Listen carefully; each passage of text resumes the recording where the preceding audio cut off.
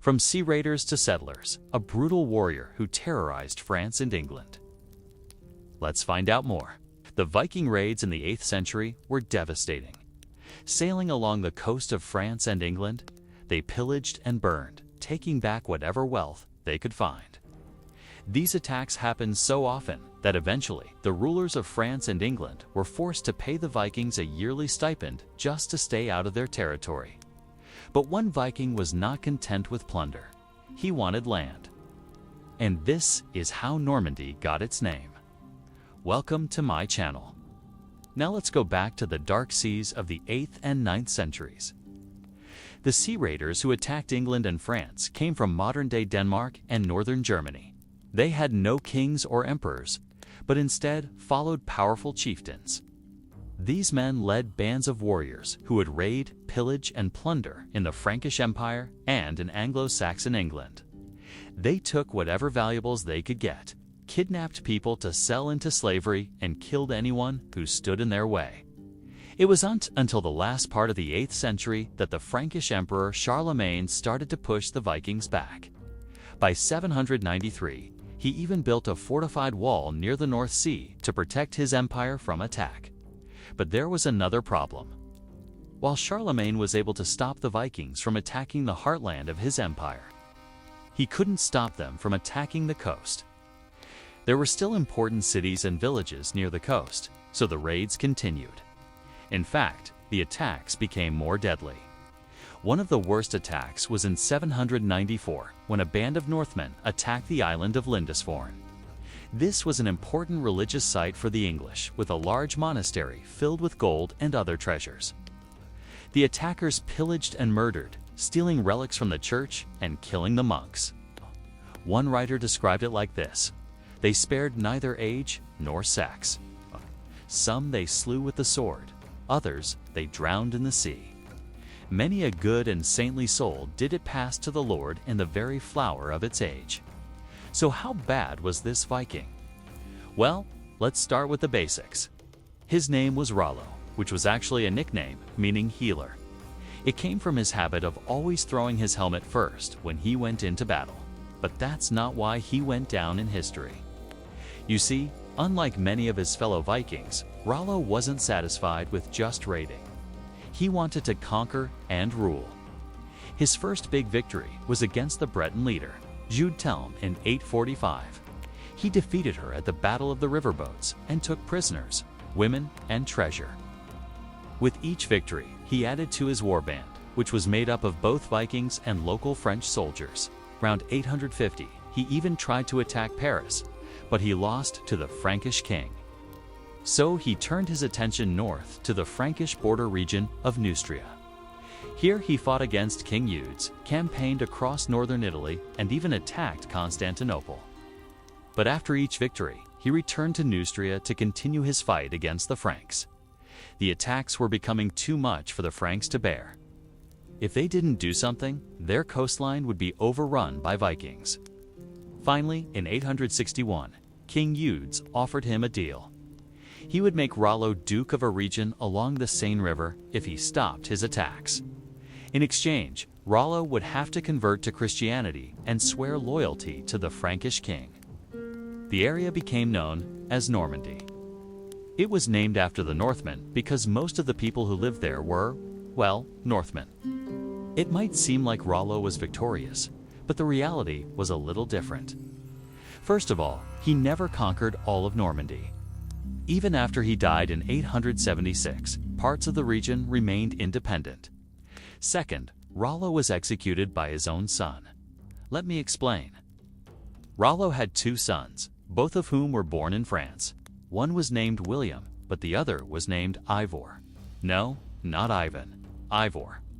It was Ivor. See? While Rollo had converted to Christianity, he also kept many of his old Viking ways, including his old name, his love of raiding, and his sons.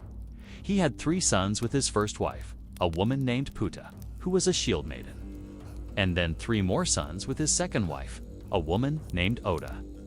And this is where things got complicated. When their father died in 876, William and Ivar fought over who would succeed him. Ivor won and became duke, but William fled to the Frankish king, who made him duke of a small part of Normandy. William's descendants would become very powerful, ruling Normandy for hundreds of years. In fact, one of his descendants would take the throne of England. Yes, we're talking about William the Conqueror. But let's get back to Rollo. Like I said, he was a complicated man. He had converted to Christianity, married a Christian woman, and baptized some of his sons. Yet he also retained many of his Viking traditions. For example, he continued to practice divination by the flight of birds and kept some of his old gods. According to one legend, before his final battle, he went to a nearby lake and threw his axe into it. When it floated in a certain direction, he knew he would win the battle. But it wasn't just Rollo who blended cultures. His descendants did the same. And in the end, it was this blending that gave us the name Normandy. It comes from the Old Norse word nor, which means north, and the English word man, which obviously means men.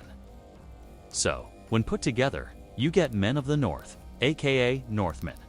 Of course, that's just one theory. Another one says that it comes from a corruption of the word Danesborough, but I think the first theory makes more sense. After all, the people of Normandy weren't called Northmen simply because they came from the north. They were called Northmen because of what they did. They were men of the north who sailed into the dark seas, pillaged and murdered. The terrorized countryside, people called them Northmen. Oh, and one last thing. Historians don't know what any of the Vikings looked like. So anytime you see images of Vikings wearing helmets with horns on them, just remember that those are modern creations. Okay, everyone. When we think of medieval French history, it is easy to get caught up in the drama of kings and queens in the 14th and 15th century. But that was nothing compared to the wild saga of one of France's most important royal families. The family whose bloodline started with a band of Viking raiders who sailed across the North Sea. In the 9th century, to conquer a slice of northern France, that would become known as Normandy. And their story began with a man named Rollo. Unlike many of his fellow Vikings, Rollo never raided for pillage or glory. He wanted something more concrete: land. He made a deal with the Frankish king to stop raiding in exchange for a duchy. So let's talk about how the Vikings became landlords, how they went from pillaging to property owning, and how they went from paganism to Christianity. It's me. Welcome to my channel. And today, let's find out how the Vikings became French. In 864 AD, a Viking warlord named Ragnar Lothbrok sailed into the Frankish kingdom and caused all kinds of trouble. Now, whether he was a real historical figure or an amalgam of several people, legendary figures often are, is hard to say. But what is clear is that when Ragnar went on his big rampage, he got himself killed. His sons, though, survived, and they included a guy named Rollo. Rollo grew up hearing stories of his father's exploits, but he didn't want to follow in his footsteps. In fact, while his brothers continued to raid along the coasts of France and England, Rollo set his sights further inland. He wanted to conquer territory and make it his own. So he assembled a band of warriors and headed toward Francia. Now, this wasn't like going to the local mall. This was back when Europe was basically a patchwork quilt of independent kingdoms and duchies. So if Rollo wanted to take land, he had to fight for it. And boy, did he fight. Rollo and his men slaughtered defenseless peasants, pillaged villages, and left a general atmosphere of terror wherever they went. He became so notorious that in 911, the Frankish king, Charles the Simple, made him an offer. Stop your destructive behavior and I'll give you some land over here in what's now northern France. Specifically, Charles gave Rollo and his warriors the region of roughly what we today call Normandy. Technically, it was a part of the Frankish kingdom, but in practice, it was pretty much its own place. Charles hoped that by giving Rollo land, he could put an end to the Viking menace once and for all. But little did he know that he had just created the biggest threat to the Frankish kingdom, not just along the coast, but in all of France. In return for the land, Rollo agreed to convert to Christianity and help defend the kingdom against future Viking attacks. On paper at least, it seemed like a great deal for both parties. Charles got to look like a benevolent ruler who had pacified his northern border, and Rollo got to be a landowner. But things weren't quite so simple, because the reality was that Rollo's agreement with Charles was pretty vague. There were no clear boundaries for the new duchy and no system of administration. It was a bunch of counties ruled by a bunch of local lords who acknowledged the overlordship of the new Duke of Normandy. But these lords weren't exactly thrilled to have this new boss. So Rollo spent much of his reign putting down rebellions and asserting his authority. He established a new capital at Rouen and built a network of fortified towns to keep the locals in check. It wasn't easy, but by the time he died in 942, he had secured the duchy for his heirs. But the question remained, what exactly was Normandy? Officially, it was a part of the Frankish kingdom. But practically, it was kind of its own thing. Over the next half-century, the Dukes of Normandy fought 3 separate wars to secure their independence from the Franks. And when I say the Dukes, I mean Rollo's descendants. He left his title to his son, William Longsword, then to William's son, Richard the Fearless, and then to Richard's son, the infamous Duke, Robert the Magnificent, who won final independence from the Frankish kings around the turn of the millennium. So, at this point, Normandy was securely in the hands of the Viking dynasty founded by Rollo. But even though these guys looked Scandinavian and fought like berserkers, they didn't really seem very Viking. I mean, they were Christian. They spoke French, and they looked more Frankish than Norse. So how did they go from pillaging seafarers to French aristocrats? Well, the answer is complicated, but historians generally agree that it has to do with marriage. See, when Rollo arrived in France, he and his warriors intermarried with the local population. This wasn't a big cultural shock. In fact, Viking culture encouraged it. Intermarriage was common throughout Scandinavia, and there's evidence that the whole band of Viking raiders that came with Rollo were actually a motley crew of Northmen, Franks, and even Saxons. Over time, the descendants of these unions inherited and adapted the language, customs, and culture of the Frankish aristocracy. They took on local customs, including a taste for wine and good food, and they adopted Frankish titles and styles of address. By the time Robert the Magnificent was born in 978, the only way anyone would have guessed he was descended from Vikings is that he looked Scandinavian. In other words, the Normans, as they were now called, were culturally indistinguishable from the French aristocracy. Politically, though, they weren't quite there yet. They still had to prove themselves to be worthy rulers before they could truly be accepted by the other kingdoms of Europe. But they got their chance very quickly. In 996, Duke Robert set his sights on England, which at the time was ruled by the Danish king Sweyn Forkbeard. Sweyn had launched repeated invasions into England, and Robert saw an opportunity to make some Viking history by beating the king back. So he assembled a fleet and crossed the Channel, landing in Kent and burning everything in sight. While the English regrouped, Robert retreated to Normandy. Then in 999, he tried again, this time leading a massive invasion force that devastated the English countryside. Again, he retreated when the English prepared for a counterattack, but not before setting the stage for a decade of warfare between England and Normandy. Robert died in 1035, leaving his duchy to his son, William the Conqueror. William inherited a duchy on the brink of war with England, and he planned to finish what his father had started. Meanwhile, across the Channel, the English throne was in crisis. The childless king Edward the Confessor died in January 1066, leaving the succession in doubt. Several claimants to the throne prepared to fight for it, but none more impressive than Harold Godwinson, a powerful English earl who had seized the throne. William claimed that Edward had actually promised him the crown, but really, who knows? What is certain is that William set sail from Normandy in September 1066, landed in southern England, and began marching toward London. He met Harold's forces at the famous Battle of Hastings in October, where after a long day of fighting, Harold was killed and Normandy's claim to England triumphed. William was crowned King of England on Christmas Day 1066. And Normandy's elite seized English lands worth about 1/6 of all the land in England. And they adapted English law and administration to fit the needs of a duchy over 200 miles away. It was a logistical nightmare, but it proved the political equality of the Normans and their dynasty.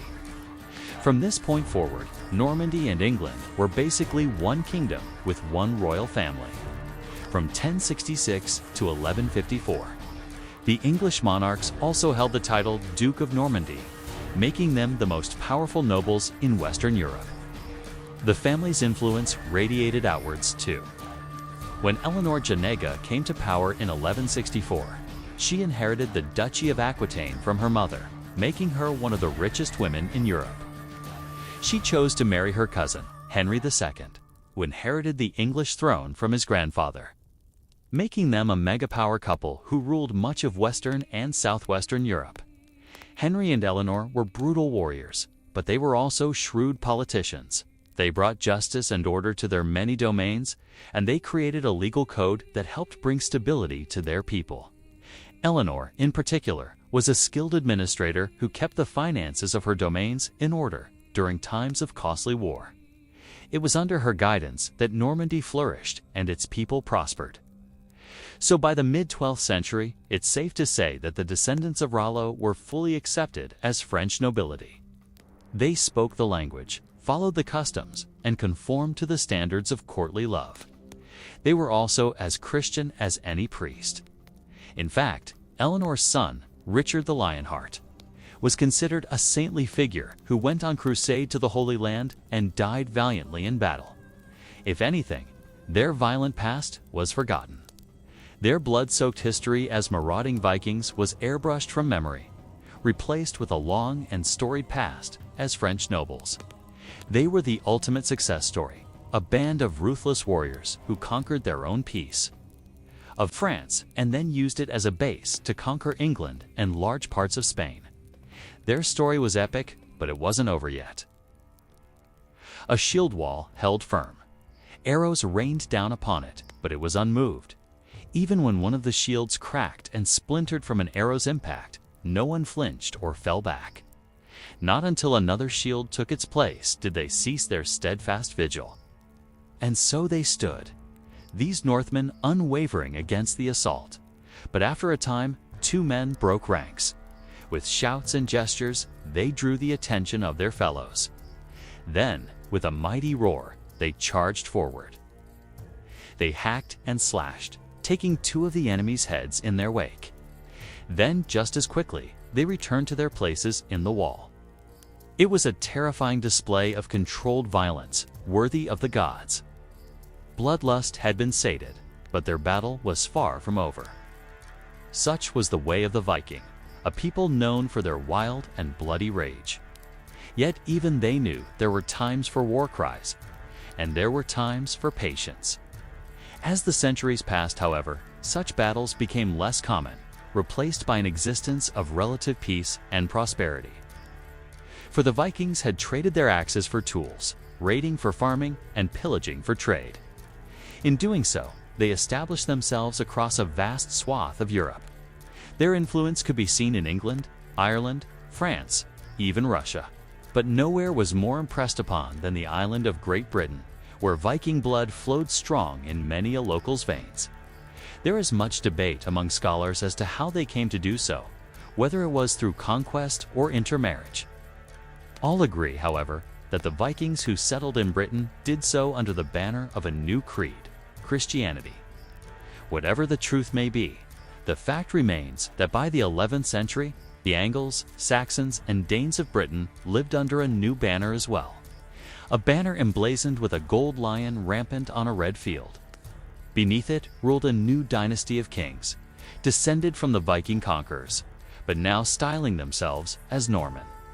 They took their name from their homeland in northern France, which in turn derived from the Norse word for men's abode or home. And make no mistake, These men considered themselves Romans first and foremost, heirs to the legacy of the empire, not heathens from the north. For the past 100 years, they had been working toward this goal, proving themselves through acts of valor in the service of the French crown. Now, with a wave of royal favor, they turned toward England.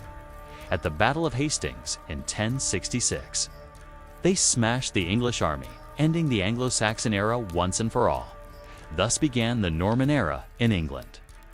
Yet for all their Roman pretensions, the Normans were products of the north. They carried within them the blood of the Vikings, the thirst for plunder, the love of battle, the hall culture, even the old pagan customs. Indeed, these qualities often put them at odds with the very Christianity that had brought them to prominence.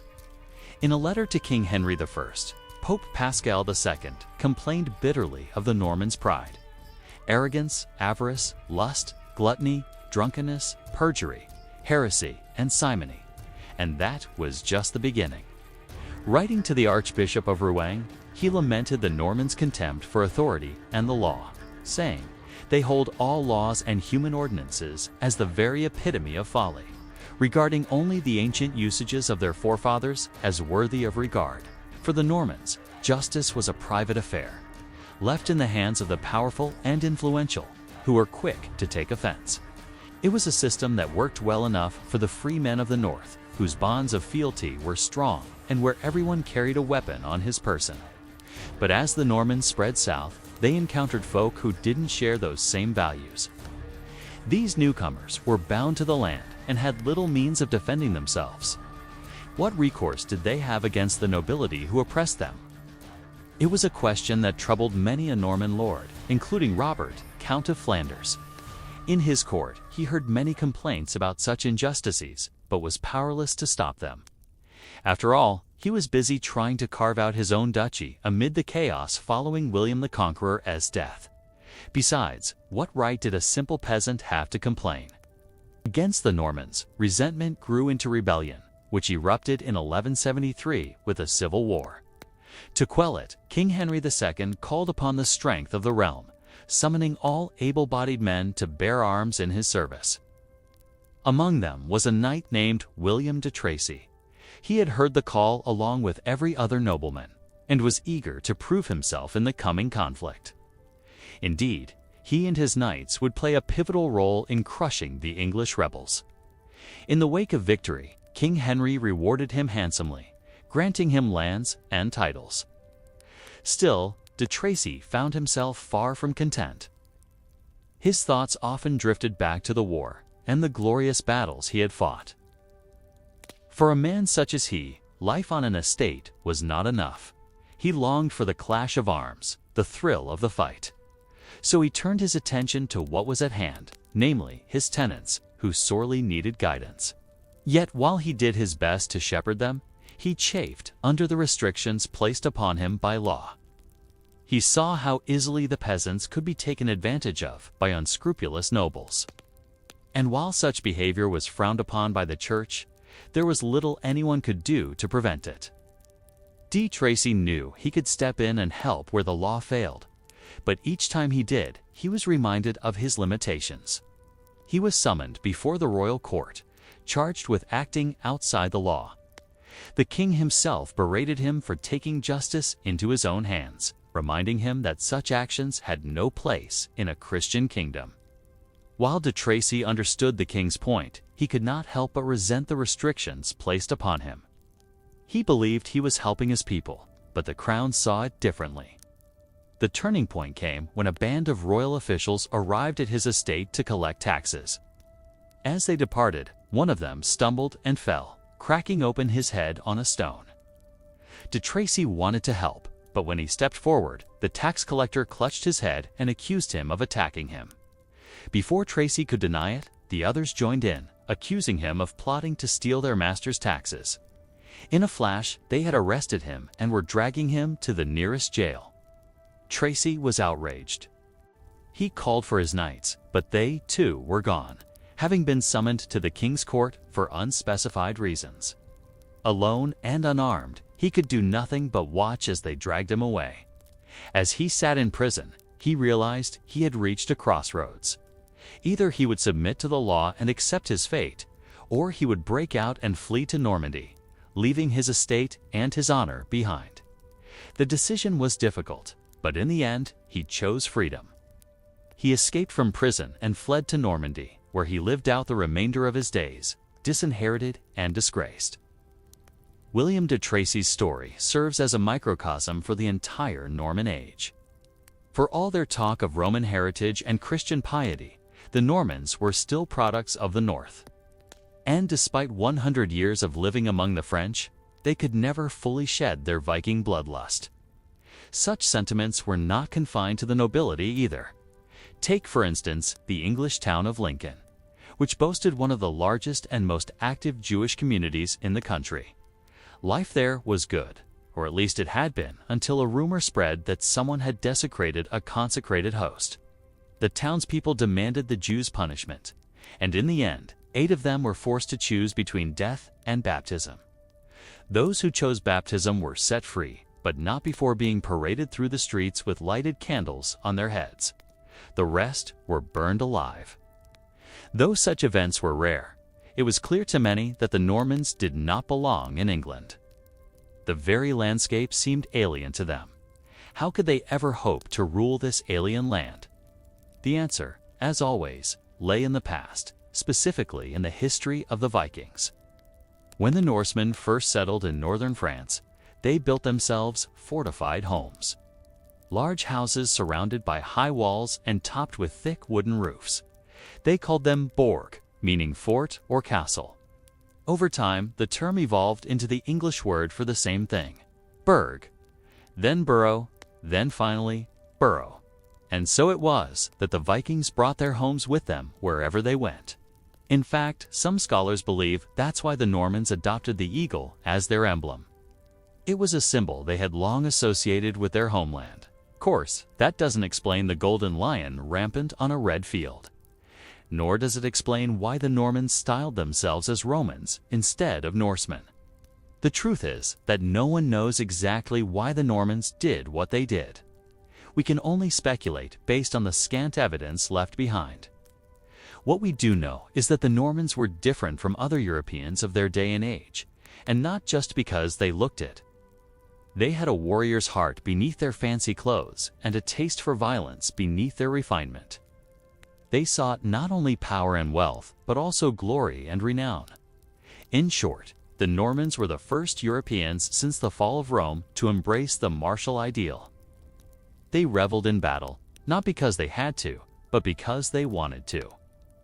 They were the first true Renaissance men, a blend of opposites made whole. For the Normans, being civilized meant nothing if you couldn't defend it with your life. To them, there was no contradiction between being a devout Christian and a bloodthirsty warrior. On the contrary, they believed God had made them warriors, so that they might spread His word by the sword. And who better to do so than the descendants of the fiercest fighters the world had ever known? 1028 AD, a little baby boy is born to a noble family in France. He's got an older half-brother who's not too happy about the new arrival. His father will be killed within the next few years, and his mother will marry the man responsible. The kid also has a hereditary claim to the throne of England. That's right, this is the story of William the Bastard, later William the Conqueror. You know what? Let's just get that out of the way. It's not really his birth name, it's more of a nickname. More like, well, the filthy flea. He was born William the Bastard, but he changed his name when he took the throne of England. And we don't know why he did it, but it's probably for the best. I mean, if your name is William the Bastard and you want to be king, people might take you a bit less seriously. Now, while he was called William the Bastard, there's nothing in his parentage that would have made him illegitimate. In fact, he was born at a time and place where most people couldn't really be considered legitimate. Back then, if a guy wanted to have a son, he could have multiple wives and mistresses. And these relationships were often with women of lower status than himself, like servants or concubines. The kid would usually stay with his mother and may or may not have had access to his father, who might not even have known that he existed. Once the father died, the widow could then marry the guy who killed her husband, which often complicated things further. Sometimes the deceased husband would leave instructions for how his property was to be handled after his death. But if he didn't, it was up to the local lord to decide how things were divided, and they rarely favored the bastard over the legitimate children. So, despite being born into a noble family, William's childhood was dark and violent and difficult.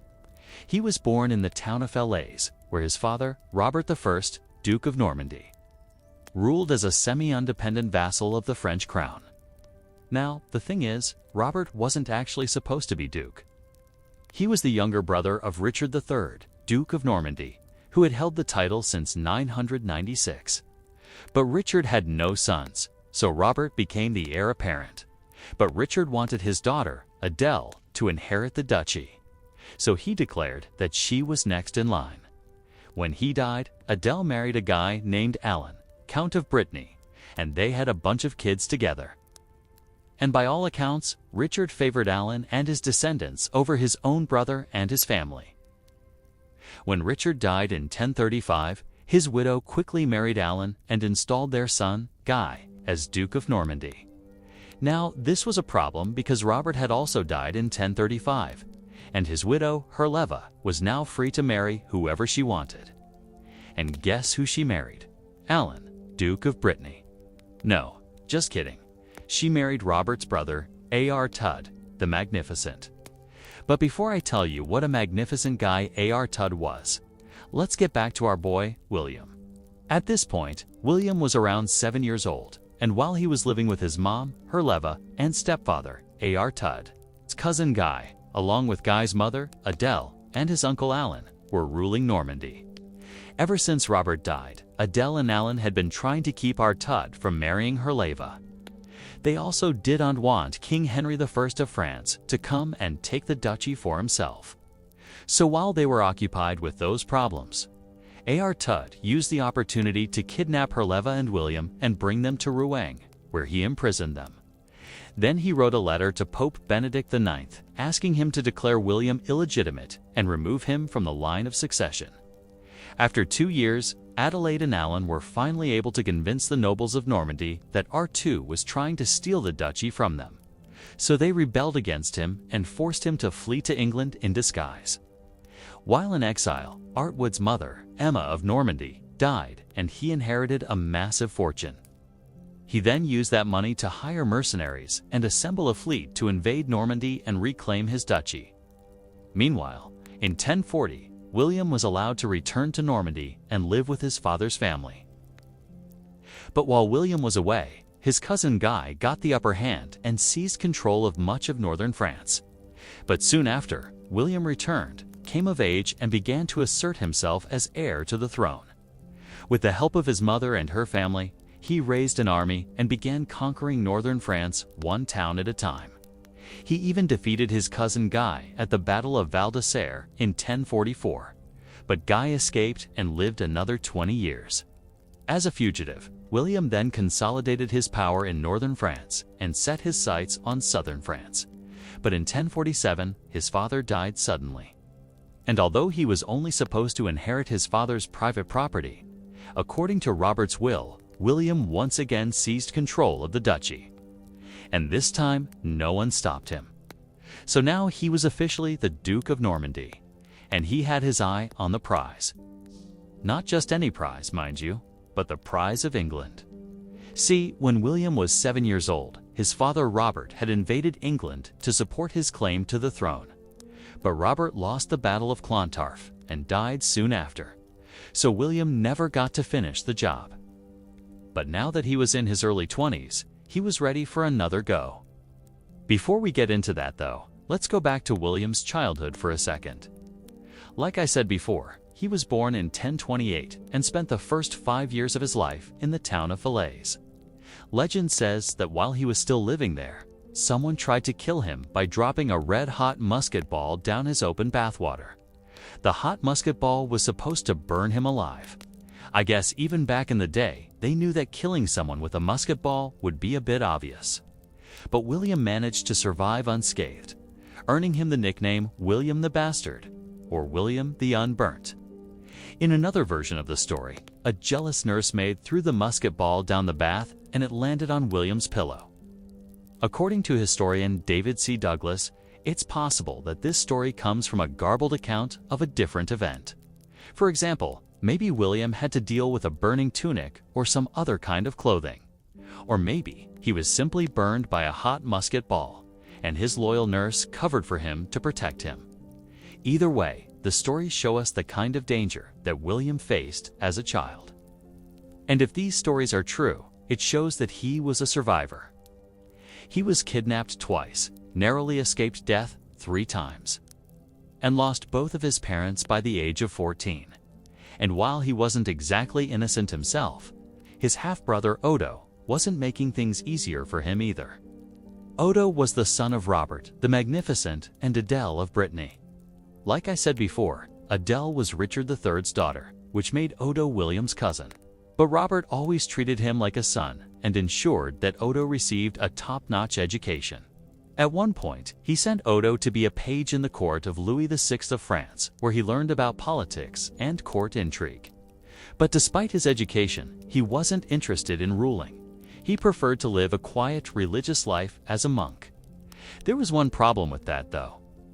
In 1047, when William became Duke of Normandy, he also became abbot of the church. And the position didn't pay very well, but it came with a nice little estate, and William wanted it. So he summoned his half-brother to court and forced him to choose between being abbot of and his seat at the Norman royal court. Odo chose the former and left William's court to live a peaceful life as a monk. I say peaceful life, but things weren't exactly chill in the abbey. There were constant power struggles among the monks, and it seems that Odo was at the center of many of them. At one point, he was almost beaten to death by a mob of angry monks, and he had to escape in disguise. All the while, William was consolidating his power in Normandy and preparing for war with England. When Robert the Magnificent invaded England in 1046, he was driven from the kingdom by Edward the Confessor. And in 1051, when Godwine, Earl of Wessex, died, it looked as though the throne was up for grabs. Godwine had served as regent during Edward's long absences from England, and his death created a power vacuum. William decided to capitalize on the chaos and launched his invasion of England on September 14, 1066. The same day, he landed at Pevensey Bay with an army of 7,000 men and advanced inland. By October, he reached the River Medway, where he built a camp and prepared to march on London. On October 14, 1066, William met Harold Godwinson's English army near Hastings in southeast England. And after a fierce battle, Harold was killed and the English nobility was wiped out. William went on to capture London and was crowned King of England on Christmas Day, 1066.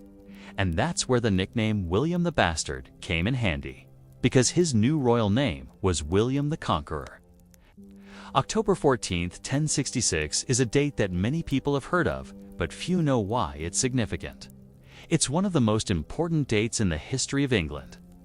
But did you know that the events that took place on this day could have changed the course of Western civilization itself? Stay tuned to find out what happened in 1066 and why it matters. In the year 1066, England was ruled by a man named Harold Godwinson. We don't know much about Harold, but what we do know paints a picture of a ruthless and cunning leader. Harold's father was Earl Godwin, a powerful noble who had dominated the politics of England for decades. When he died in 1053, his son Harold succeeded him as Earl of Wessex. This made him the most powerful noble in the kingdom, though he wasn't king. That title belonged to Edward, the Confessor. Edward had been childless throughout his reign, and so when he died in January of 1066, the throne passed to Harold. At least, that's how it should have happened. But England's claim to the throne didn't end with Edward. There were 2 other men who also believed they were the rightful heir: William, Duke of Normandy, and Harold Hardrada, King of Norway. Both men invaded England in 1066, but only one would live to see the fruits of his victory. In September, Harold Hardrada invaded northern England with a massive force that may have numbered as many as 20,000 men. Hardrada met the English army at the Battle of the Fellsmark, where he won an initial victory. But the English regrouped and beat back the Norsemen at the Battle of Stamford Bridge on September 25th. Hardrada was killed in the battle, and his army was decimated. Only a handful of Norsemen made it back to their ships, which sailed away from the coast of England, never to return. William, Duke of Normandy, had planned to invade England in 1067, but hearing of Harold Hardrada's invasion, he changed his plans and set sail for England in September. While Hardrada was still marching south from the north, William landed in southern England with 7,000 troops and marched inland. Meanwhile, Harold marched south from London to meet the threat posed by William. The two armies met near the town of Hastings on October, where they clashed in one of the most famous battles in history. The English were exhausted from their long march south, not to mention the battle they had fought against the Norsemen just a few weeks prior. They were probably also suffering from low morale, having seen how easily the mighty Norwegian army was defeated. These disadvantages made it all the more remarkable that they were even able to hold off William's Normans for as long as they did. The Battle of Hastings lasted from October 14th until the evening of October 15th. By the end of the first day, both sides had suffered heavy casualties. On the second day, the Normans broke through the English lines, killing or capturing Harold and ending the resistance. According to the 11th century chronicler John of Worcester, Harold was killed after being wounded by an arrow in the eye. Others say he was killed in hand-to-hand fighting. But whatever the true story might be, it was the Normans who came out on top. Following their victory, William the Conqueror and his Norman army seized control of England. The country was completely transformed over the next few decades, as the Norman French replaced the Anglo-Saxons as the dominant culture. Within 3 generations, almost all of the English nobility was of Norman descent. Although the conquest brought great change, the brutality of the battle itself was shocking even by medieval standards. Eyewitnesses described the battlefield as a horrible slaughter, full of the stench of rotting bodies and the sight of mutilated corpses. Those who fell to the Norman swords often had their limbs chopped off or were disemboweled. Some were skinned alive. And it wasn't just the soldiers who were subject to such horrors. Many of the civilians who came to watch the battle were caught up in the fighting and lost their lives. Indeed, the eyewitness accounts of the battle make it clear that there were few victors and no true heroes. It was simply a massacre. So now you know who won the Battle of Hastings and how brutal it was. But do you know why the Normans used a technique known as a feigned retreat to fool the English into making a fatal mistake? You'll have to keep watching to find out. You already know about the main contenders for the throne of England in 1066. But do you know about the real power behind the throne? Meet Queen Edith, wife of King Edward, the Confessor. When Edward died in 1066, it was widely believed that he had named Harold Godwinson as his heir. But Edith may have played a part in securing Harold's position, perhaps even influencing Edward to name him as his successor. She was a shrewd and ambitious woman who was not above manipulating others to get what she wanted. For example, she had her rival, Queen Matilda, driven out of the kingdom. And when Edward became ill in 1065, she summoned Harold Godwinson to the king's bedside, effectively putting him in charge of the kingdom while Edward recovered. However, Edward never fully regained his health and died early the following year, allowing Harold to take the throne. Did Edith manipulate Edward's last illness to secure Harold's position and ensure that her family's interests would be protected? Historians debate whether she played any part in Edward's choice of heir. But one thing is certain, she was a major player in the events that led up to the Norman conquest of England. Edith's story is just one of the many fascinating tales from medieval England. To learn more about this captivating period of history, stay tuned for more updates. When the English army arrived at the Battle of Hastings, they formed their famous shield wall. A defensive formation consisting of interlocking shields that was nearly impenetrable. But the Normans knew that if they could break through the shield wall, they would win the battle. So, they used a combination of tricks and brute force to achieve their goal. One of the tactics they employed was a feigned retreat. The idea was to lure the English out of their shield wall by making it look like the Normans were losing the battle. The plan called for the Norman cavalry to pretend to flee from the English, drawing the Anglo-Saxon forces out of their protective formation. Once the English were outside the shield wall, the cavalry would turn around and attack them from the rear, catching them off guard and giving the Normans a decisive advantage. But there was another reason for the Norman feigned retreat. The English army was exhausted and low on supplies. The Normans could make them think that they were winning the battle. The English would likely become demoralized and fall apart, which is exactly what happened. When the Normans pretended to retreat, the English were so sure that they were winning that they didn't bother to pursue them. As soon as the Normans turned around and attacked, the English were routed. Today, we can look back on the Battle of Hastings as a pivotal moment in history. The Norman victory led to sweeping changes in England, including the introduction of French as the language of the royal court and the establishment of a new social order. But at the time, it was simply a bloody, brutal affair that resulted in the deaths of thousands of people.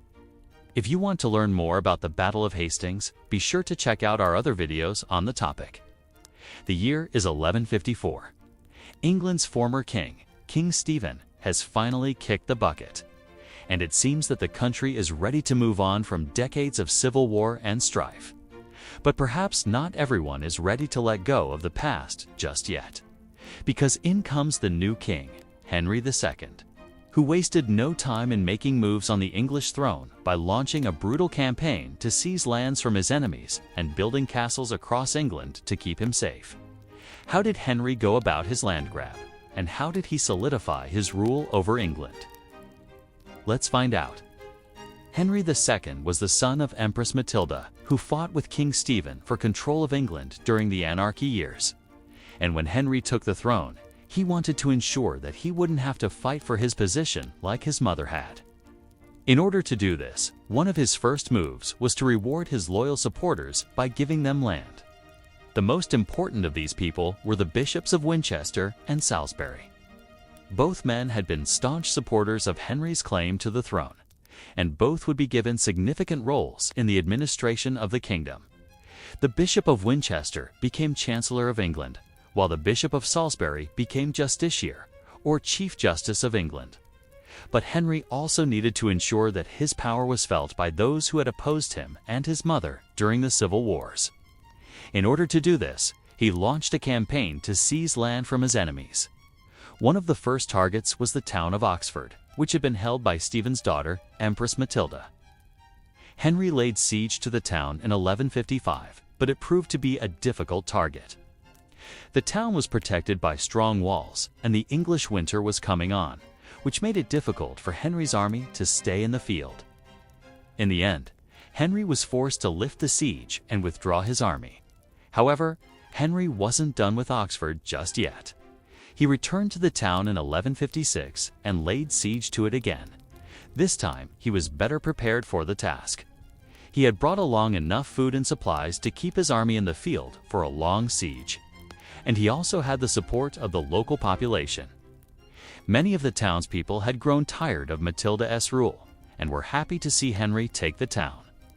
After a 5-month siege, Oxford fell to Henry, and he was able to punish the town's leaders for their support of Matilda.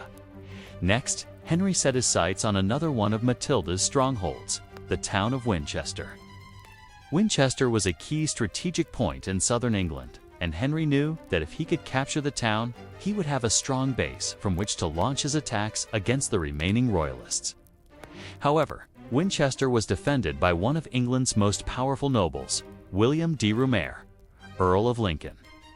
De Rumare was a veteran of the Civil Wars, and he was skilled in both military and political affairs. Henry knew that he would need to be at his best in order to defeat de Rumare. Henry laid siege to Winchester in 1157.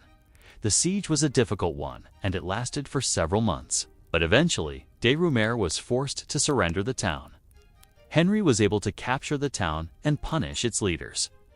He also seized the vast estates of the Earl of Lincoln, adding them to his own lands. These victories over Oxford and Winchester sent a message to the rest of England that Henry was in control and that anyone who opposed him would be dealt with severely. In order to maintain his authority over England, Henry embarked on a building project to construct castles across the country. Castles were an important part of medieval warfare, and they allowed Henry to project his power throughout England. One of the first castles that Henry built was at the strategically important town of Bedford. Bedford was located in the middle of England, and controlling the town was vital to Henry's plans to subdue the country. Henry began construction on a castle in 1153. It was completed in 1155. The castle was a large one, and it was designed to be both a residence for the king and a fortress in case of attack. Another castle that Henry built was at the town of Rochester. Rochester was located in southeast England. It was another strategically important town that Henry needed to bring under his control. Henry began construction on the castle in 1154, and it was completed in 1157. Like the castle at Bedford, the castle at Rochester was both a residence for the king and a fortress. However, Henry didn't just build new castles. He also refurbished existing ones. One of the most important castles that he worked on was at the town of Windsor. Windsor Castle is the oldest occupied castle in the world, and it has been home to many English monarchs over the centuries. Henry II renovated the castle and made it his official residence. He also used the castle as a base to launch his attacks against his enemies. From these castles, Henry was able to project his power throughout England and suppress any rebellions before they got started. His castles also served as a reminder to his enemies of who was in charge. It's hard to overstate just how much building castles helped Henry II secure his reign over England. Not only did he create impressive structures that are still standing today, but he also used them as tools to enforce his authority and maintain control over his kingdom. The cases were a constant reminder to the English people of who was in charge, and they helped Henry to suppress any potential rebellions before they had a chance to take hold. But Henry's brutal tactics didn't just end there. He was also responsible for the deaths of two prominent English nobles, Thomas Becket and William de Tracy. The death of Thomas Becket was particularly gruesome, and it shocked the English people. Becket was the Archbishop of Canterbury, and he was a vocal critic of Henry's policies. In 1162, Henry asked Becket to approve the marriage of his son, but Becket refused because the boy was his godson, and the marriage would be a violation of the church's laws. Henry was furious, and he responded by having Becket murdered in Canterbury Cathedral. The death of William de Tracy was equally brutal.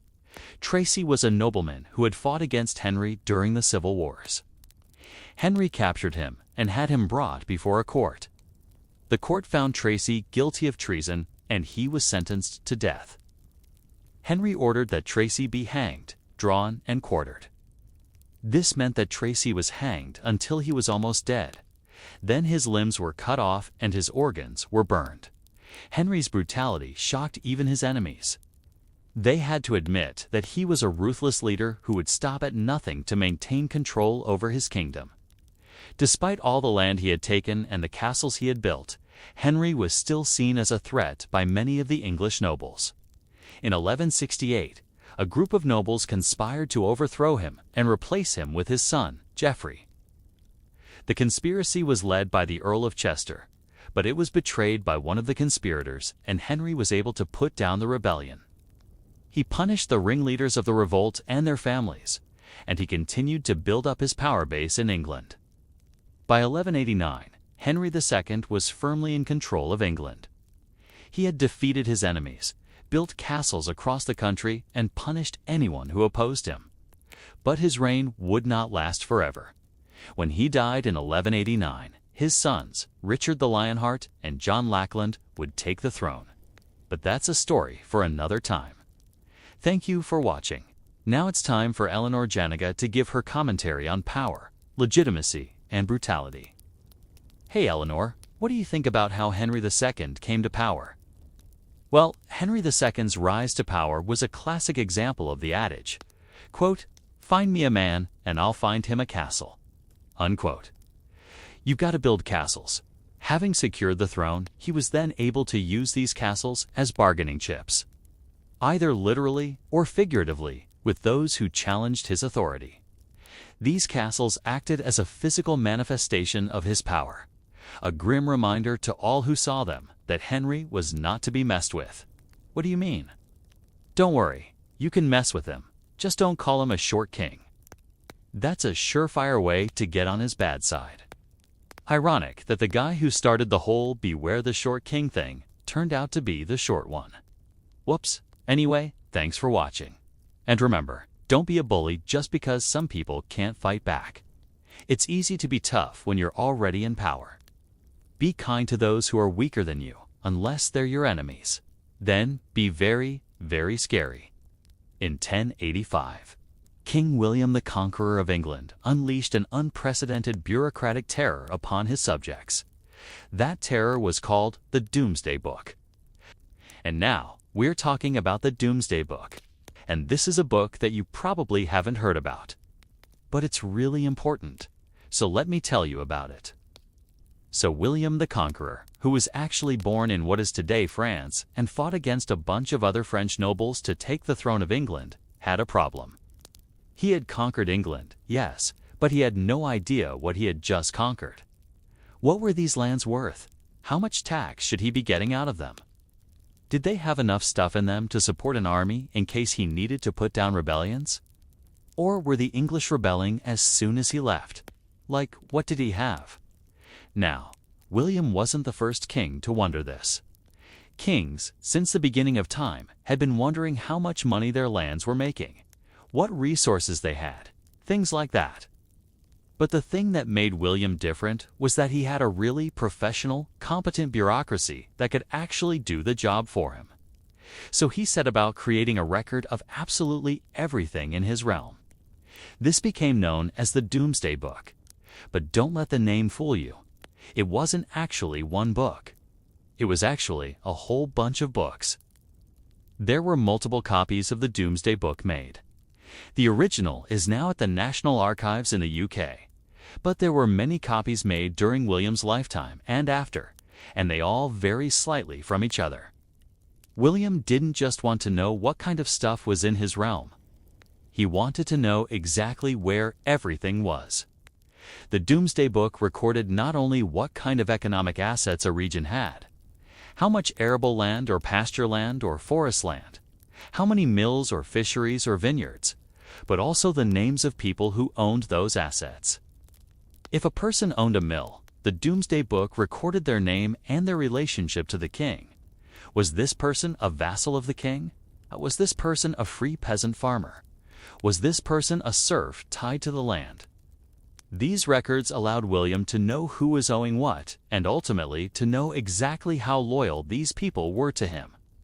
After all, if you knew who owned every single mill in the kingdom, you could theoretically demand that any of them become a grist mill if you needed flour for your army. You could turn them into sawmills if you needed to build something. You could turn them into oil presses if you needed olive oil. You know what I mean? Anyway, so this was good for William because it helped him keep track of his kingdom and know exactly what he had and who he could trust and who might be planning to rebel. It was also bad for everyone else, because William used the Doomsday Book to try and crush any rebellions before they even started.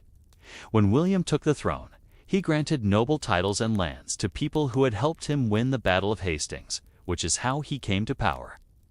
And then he gave those same titles and those same lands to whoever those people died.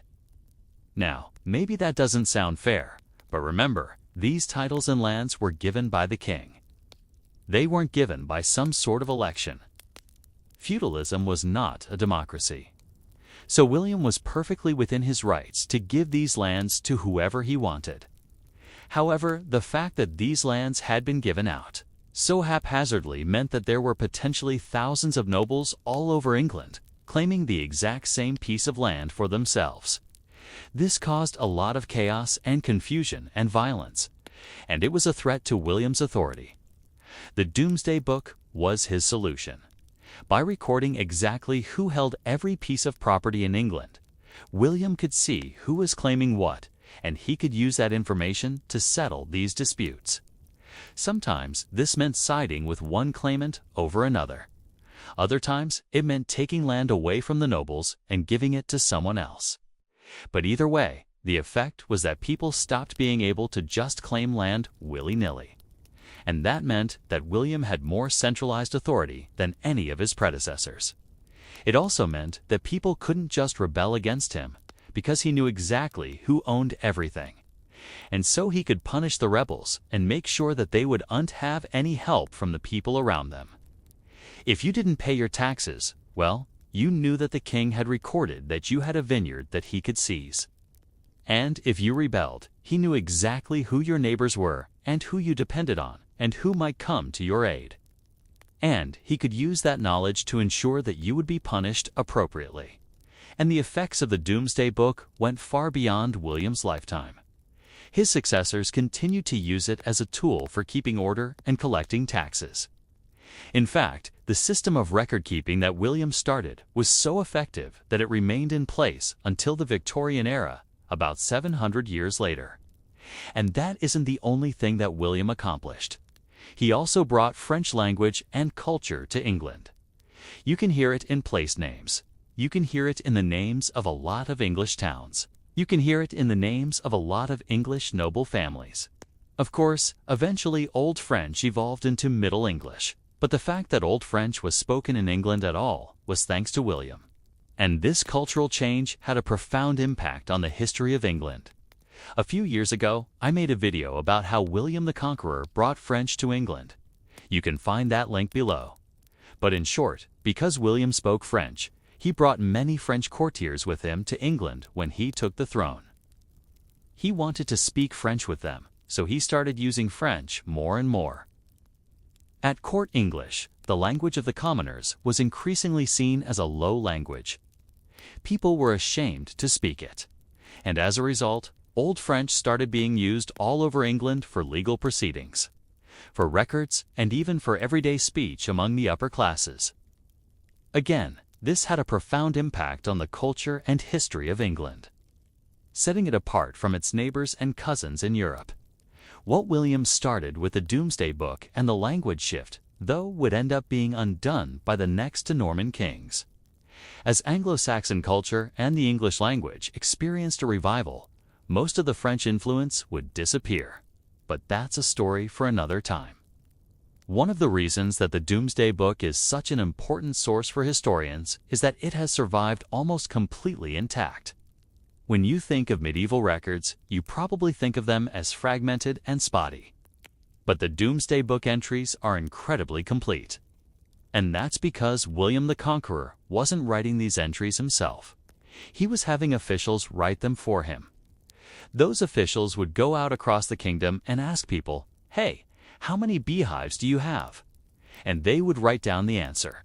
And then they would move on to the next person, and the next person, and the next person.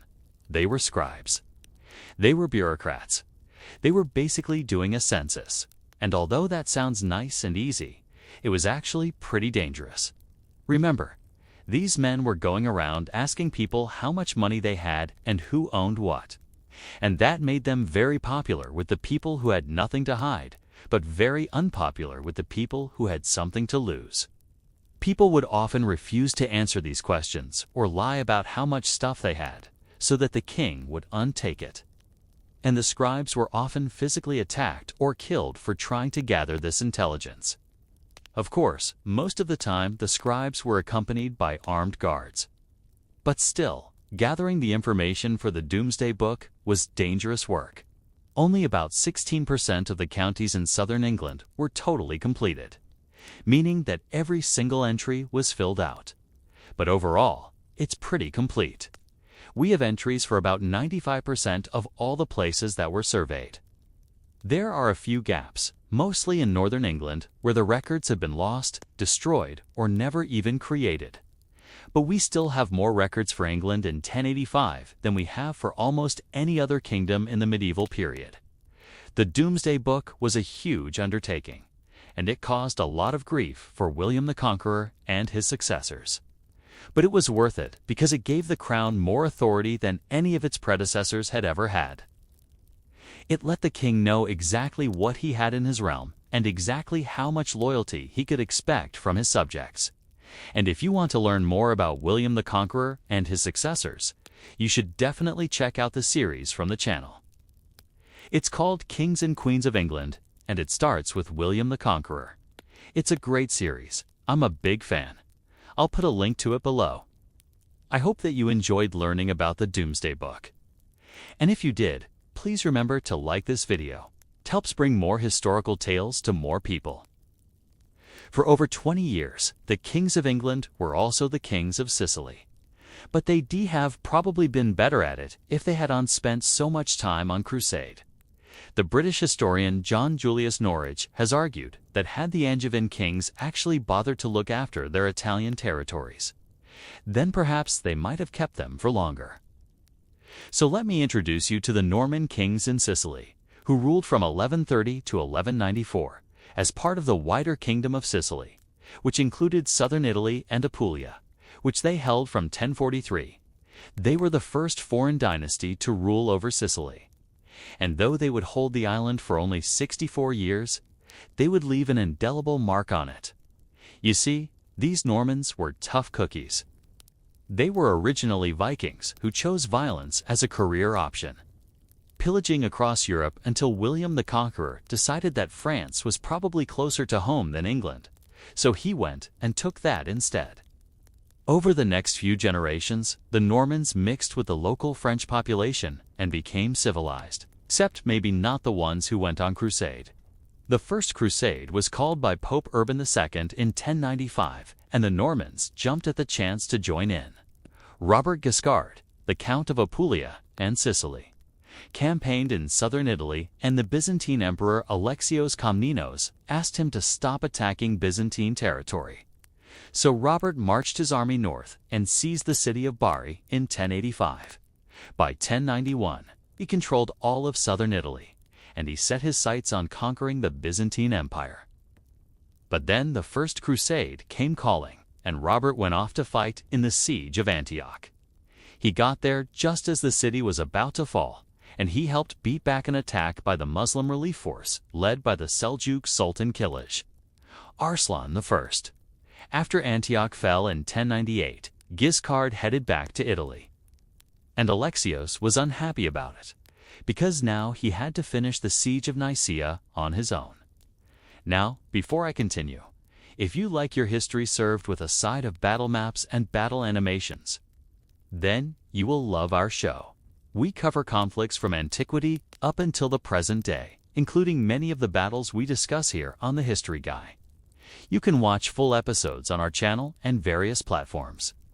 Anyway, while Robert was away, his brother Roger I captured the Emirate of Sicily and made it a vassal state of the Kingdom of Sicily.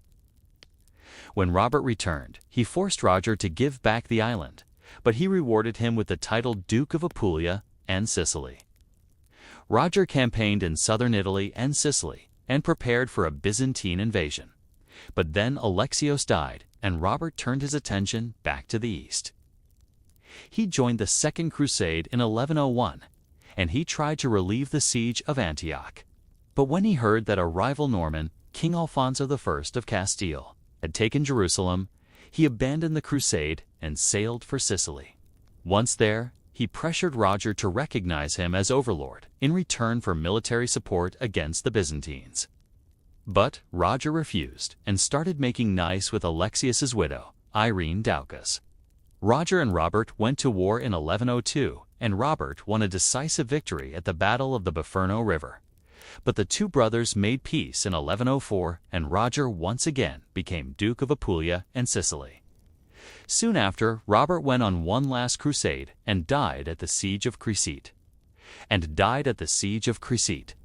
Ruby Kiss, only Ruby Kiss has the luxurious texture that glides on smooth. Lass, Crécite. And live, you guessed it, Antioch in 1108. and it seemed as if Sicily might be the one thing that the Normans had gotten that they were going to keep. It was a melting pot of Arab, Byzantine, and Latin cultures, and its people spoke a mix of Arabic and Italian, with bits of Greek thrown in. But the royal family had other ideas. Roger's son, Sicily, went on crusade too, and he conquered parts of the Levant, including the city of Acre, in 1118. In 1119, he sailed for England to meet with Henry I to cement an Anglo-Norman alliance. And he even made a brief foray into North Africa in 1121, capturing the port of Mahdia in Tunisia. In 1124, Roger ceded Sicily to his brother, Duke William, and went back on crusade. He captured the port of Tyre in 1124 and fought against Damascus in 1127. Then he went back to Sicily and died in 1128 or 1130. By this point, Liam had given up Sicily to become abbot of a monastery, and their cousin, Roger II, became king of Sicily and Apulia. This Roger went on to conquer Malta, but he died unexpectedly in 1134, leaving the crown to his son, King Simon. Simon had a twin sister named Constance, and their father had arranged for her to marry the future Emperor Henry VI, who was only 9 years old at the time. Upon Constance's marriage to Henry, Roger II gave the young couple half of Sicily to rule as a fief. They would rule jointly once Constance came of age. But then, in 1147, Pope Eugene III called for the Second Crusade, and young Henry went off to fight, taking Constance with him. A few months later, Roger II died, and Constance, who was still only 18, inherited Sicily. Except now, Henry was marching back home after failing to capture Damascus, and he wanted Constance to come with him. She refused. Henry eventually seized Sicily and kicked Connie out. Setting up his court in Palermo in 1154, Connie ran away to France and married the future king Louis VII. Then Henry kicked him out too and took his daughter back to Germany to be the future queen of Germany. You see, when Henry VI died, his 11-year-old son Frederick became Holy Roman Emperor, and Connie became regent. But then Frederick died in 1161, and Connie became empress in her own right. She reigned for 13 years, fighting off invaders from the east and west. Then she abdicated in favor of her son, William I, and retired to a monastery where she lived until 1175. Meanwhile, her brother, King Henry II of England, was having his own problems holding on to Sicily. The Hohenstaufen dynasty, which included both Connie and Henry, had no interest in ruling in Sicily, and they granted the island to the Spanish crown in 1162. Henry later invaded Sicily, but he didn't take it back. Instead, he negotiated a treaty with Alfonso VIII of Castile in 1165 that secured the independence of Sicily. So William I ruled over Sicily from 1162 to 1189, and he faced rebellions by the Byzantines, the Arabs, and the Germans.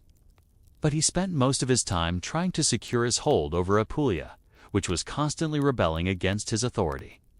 As his health deteriorated, he left the government to his sons, Tancred and William II. But after William I died in 1189, the two brothers went to war. William II was killed in 1190, and Tancred inherited the entire kingdom of Sicily. Tancred was a tough guy to dislodge from Sicily. He defeated an invasion by Richard the Lionheart in 1191, and he repulsed an attack by the Holy Roman Emperor Henry VI in 1194. But then he died in 1194, and his heir was only 6 years old. Henry VI saw his opportunity, and he invaded, easily defeating the child king, Conradin, and ending the Norman dynasty. Now, if you want to learn more about the Norman conquest of England, then check out my episode on the Battle of Hastings. And if you want to watch our series, then you can find it on our channel and various platforms. The people who lived in Sicily during the Norman era were exposed to 3 major civilizations: the Arabs, the Byzantines, and the Latins. The Arabs had been in Sicily since the 9th century, and they brought with them the art of building with stone. The Byzantines specialized in the use of mosaics, and they introduced the concepts of pointed arches and horseshoes. and the Latins, who were mostly northern Italians, were influenced by the Romans and the Longobards. This fusion of architectural styles created some unique churches, palaces, and castles. And it was all brought together with a dash of Norman brutality. The Normans built huge castles all over Sicily, including the Castillo Aragonese in Alloro, which was built in the 12th century and is still standing today. They built others in Catania, Syracuse, and Messina, and they constructed military fortifications all over the island. They developed a love of hunting wild boars, and they hunted them in specially designed parks called venaccio. They also encouraged trade, and they chartered fairs. They held tournaments and games, and they invited merchants from across Europe and the Middle East. They established schools and universities, and they attracted teachers and students from around the Mediterranean. In fact, the University of Palermo was the oldest in Europe when Oxford was founded. The Normans brought with them a taste for sophisticated cuisine, and they were fond of spices, fruit, and seafood. Arab cooks worked alongside northern Italian chefs, and the dishes they created were served in taverns, inns, restaurants, and private homes. Eleanor of Aquitaine once described how she and her husband, King Henry II of England, feasted in Sicily in 1162, and remarked that the food and wine were second to none. She said the Sicilians were skillful hunters, and they served up wild boar, rabbit, venison, and game birds, along with fruit and nuts and a variety of vegetables. She also noted that the Sicilian wines were strong and flavorful, and that the people of the island knew how to enjoy themselves. Eleanor was less impressed with the Normans' approach to warfare, however. She wrote that the Normans were brave and aggressive fighters, but they were also cruel and merciless. She said they were fond of torturing their enemies and that they showed no mercy to prisoners or non-combatants. She recalled how the Normans attacked a village in Apulia and killed everyone inside, including women and children. And she was horrified by the sight of gibbets and pillories all over the countryside. Eleanor believed that the Normans were capable of great things, but she feared that their brutality would end up destroying everything they touched. And in the end, she was right. If you enjoyed this video, then check out my episode on the Battle of Hastings. It's me.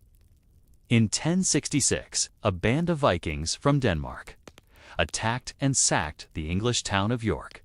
They cut off the heads of 2 of its defenders and hung their bodies from the city's 2 highest towers, sending a message that would echo through England for centuries. Don't cross the Vikings, because when they took over a new place, they burned the old one down to show how powerful they were. Where they used terror to maintain control and force everyone to live in fear of what would happen if they got out of line. And while we don't know who was responsible for that particular massacre, we do know a lot about the Vikings, thanks to the sagas written by Icelandic monks who didn't have much nice to say about them. So where did these guys come from? Well, first off, they weren't actually called Vikings. That's just what we call them now, so we can tell the difference between those guys and the Vikings who explored North America. But back then, people would refer to themselves as Norsemen, since that's where they were from. Specifically, they lived in Scandinavia, which consists of present-day Norway, Sweden, and Denmark. But don't get too excited. We're not talking about these Vikings today. These guys were fine. No, we're focusing on the ones who sailed across the North Sea looking for gold and glory. And unlike their cousins across the Baltic, these guys were absolutely brutal. For example, their weapons of choice were axes and swords, but also knives, since it was important for a Viking to be able to hold his own even after losing his shield. And unlike the rest of Europe, Viking men didn't grow up training for battle alongside other boys. Instead, they were sent out to live alone in the wilderness at age 15 or so. There, they'd hunt animals, learn how to fight them, and survive without food. And by the time they came back, they were ready to join the army. Now, this might seem kind of extreme, but keep in mind, these guys faced the harsh conditions of the north, where winter could last for months.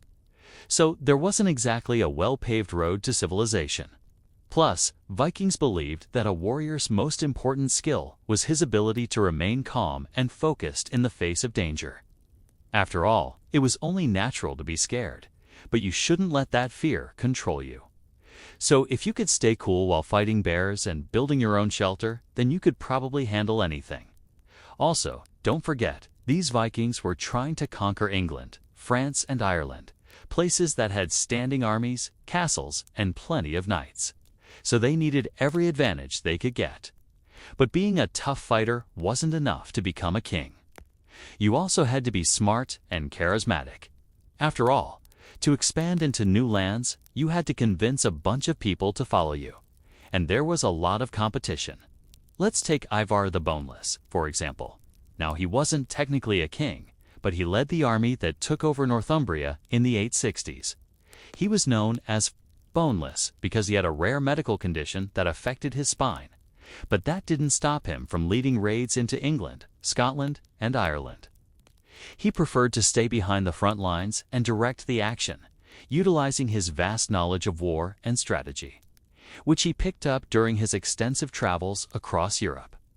Apparently, he was really good at it too, since he once pulled off an ambush with 170 ships, which may sound impressive until you realize that they all fit inside the English port where he surprised everyone by launching his attack at dawn. Now, his story, along with many others, is told in the Irish sagas, which are filled with half-mythical tales of bravery, loyalty, and adventure. I mean, they were basically the Lord of the Rings of the Viking Age, except these stories were written down by monks who clearly didn't like the Vikings. In fact, they make Ivar the Boneless sound downright evil. They say he ordered the execution of anyone who opposed him and set fire to countless churches. But they also mention that he gave gifts to local rulers after defeating them, as well as to the saints he met during his journeys. So he wasn't all bad, I guess. However, even though the sagas praise his military skills, they also explain why he couldn't become king himself. After his campaign in England, Ivar and his men went to Ireland, where he earned the title Bone by sacking the city of Dublin and hanging its chief over the gate. Then he continued on to the Scottish kingdom of Northumbria, where he stayed for a while. Learning the law and becoming friends with King Egbert of Wessex, you probably remember from our video on Alfred the Great, and they stayed friends even after Ivar left and returned to Denmark. Which is strange, because normally Viking allies became enemies after a few tankards of mead. But honestly, maybe they just liked each other. Who knows? But either way, that friendship didn't last long. In 873, Ivar led another raid into England and took the Northumbrian king hostage. So obviously, something changed. But don't worry, that isn't confusing at all. In fact, Viking history is so well documented that historians have a pretty good idea of what happened. It's just hard to know exactly what to believe. For example, some say that Ivar betrayed Egbert because the Anglo-Saxon king refused to give him enough money to fund his campaigns. Others claim that Ivar was simply looking out for himself and did not want to depend on someone else's generosity. But regardless of why he turned on Egbert, the fact is that Ivar was willing to do whatever it took to achieve his goals. And that brings us to the next thing that made Viking kings great: their total lack of mercy. To be fair, this wasn't unique to the Vikings. At the time, Europe was going through a period known as the Viking Age, which lasted from the 8th to the 11th centuries. During that time, European kingdoms constantly fought each other, and it was unusual for a ruler to murder his rival's family or burn down their cities. But most of the time, kings had to justify their actions. They'd say things like, "I had to kill them all," or "they de-kill us," or "we burned down their farms because they would unconvert to Christianity." But with the Vikings, it was different. They didn't care whether or not you wanted to convert. In fact, they didn't care about anything except taking your stuff. As long as you resisted them, you were the enemy and they would crush you without hesitation. And that's why the Vikings were so successful. While other kings spent their time managing their kingdoms, making alliances, and waging formal wars, Vikings like Ivar the Boneless could turn on a dime and didn't feel remorse when doing it. They used intimidation, speed, and sheer brutality to achieve their goals, and they never backed down from a fight. Basically, if you messed with the Vikings, they would destroy you. Simple as that. Which brings us to the final quality that made the Vikings such effective rulers: the willingness to kill their own people. As any Game of Thrones fan can tell you, power struggles are nothing new. And when you're in charge of a group of ambitious warriors, it can be hard to stay in power. The Vikings knew this, which is why they created systems of checks and balances. Basically, a Viking king had very little power without the support of his men. And if he crossed them, they could vote him out by force. That's why Ivar the Boneless had to deal with constant threats of rebellion throughout his career. In fact, some accounts say that he was eventually killed by one of his own brothers. But hey, if that happens, at least there's a clear successor waiting in the wings, right? Well, maybe not, because that's another thing that made Viking kings great.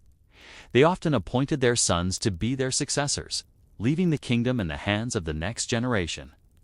This meant that the throne passed through families and allowed experienced leaders to train their heirs for years before taking over themselves. But it also meant that there were frequent power struggles between fathers and sons. And if that sounds complicated, just wait until you hear about the women. You see, in Viking culture, a woman could inherit the throne if she didn't have any brothers. But that was seen as a last resort because women were considered inferior to men. And if a female leader did take over, she'd have to prove herself by marrying a warrior. And as you can imagine, that was really hard to do. So if a queen wanted to stay in power, she had to produce a male heir as quickly as possible. And that's why Queen Sigrid the Crusader burned her husband's widow and children alive, so she could marry a new king and continue her bloodline. Yeah, crazy, right? But the Vikings were undone yet, because their brutality didn't stop at human sacrifices or angry ex-wives. They were even willing to sacrifice entire kingdoms to save their own. Okay, so this isn't actually a story about a king, but it's still a good example of Viking mentality, so hear me out. When the Black Death hit Europe in the 1340s, it devastated the population and caused widespread panic. And do you know what the Vikings would have said? Perfect. Finally, there's fewer people competing for land and resources. Now, you might think they'd have been happy with that, and they were. But it wasn't enough. You see, Vikings thrived on conflict. They loved to fight. And when the plague took out millions of Europeans, it also took out a whole bunch of Vikings. And that's why some historians believe the Black Death ended the Viking Age. Of course, there were still a few diehards like Queen Margaret I of Denmark, who expanded her territory and influence before finally converting to Christianity. But by the 1200s, the Viking Age was over. And by the 1300s, the Black Death had claimed an estimated 50 million lives across Europe. So if you're one of the survivors, congratulations, you've won the grand prize. Now check out why Ragnar Lothbrok was the greatest Viking king you've never heard of, or watch Real Viking Weapons, vs Hollywood Viking Weapons, to find out which one is actually more dangerous.